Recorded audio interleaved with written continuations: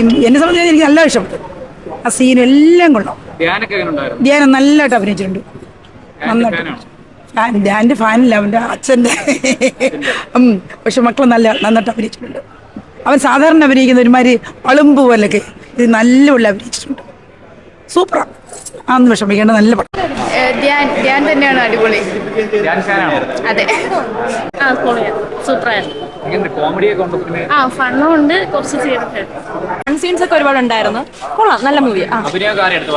ധ്യാന്റെ നല്ല അഭിനയമായിരുന്നു. സ്റ്റണ്ട് പ്രത്യേകിച്ച് എടുത്ത് പറയണം, കൊള്ളായിരുന്നു. കൊള്ളായിരുന്നു, എല്ലാം കൊണ്ട് കൊള്ളായിരുന്നു. നല്ല മൂവി, നല്ല ഫൈറ്റ്, എല്ലാം കൂടെ നല്ലൊരു കംപ്ലീറ്റ് ഒരു എൻജോയ് ചെയ്യും. തിയേറ്റർ വാച്ച് ഡിമാൻഡ് ചെയ്യുന്ന മൂവിയാണ്. അതെ അതെ അതെ അതെ അതെ തീർച്ചയായിട്ടും. അടിപൊളി പടമാണ്. പിന്നെ ഇതിൽ പ്രത്യേകിച്ച് കാണാന്ന് പറഞ്ഞാൽ മെസ്സിനെ റൊണാൾഡോനെ കാണണം, അതാണ് പറയാനുള്ളത്. കുഴപ്പമില്ല, average single watch. Performance Luqman കൊള്ളാം.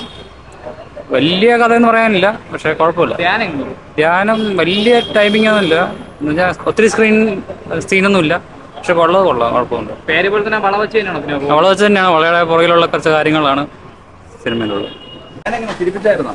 ഇല്ല, ചിരിക്കാനൊന്നുമില്ല, കണ്ടോണ്ടിരിക്കാം. കുഴപ്പമില്ല, സൂപ്പറായിരുന്നു, അടിപൊളിയായിരുന്നു. സൂപ്പറായിരുന്നു, വേറെ എനിക്ക് ഇഷ്ടപ്പെട്ടു. ഞാൻ വിചാരിച്ച അത്ര എനിക്ക് കിട്ടി. അതിൻ്റെ ഒരു സ്ഥിരം ഒരു കോമഡിയും കാര്യങ്ങളൊന്നും വന്നിട്ടില്ല. നമ്മൾ കോമഡിയും കാര്യങ്ങളും പ്രതീക്ഷിച്ചാണ് വന്നത്.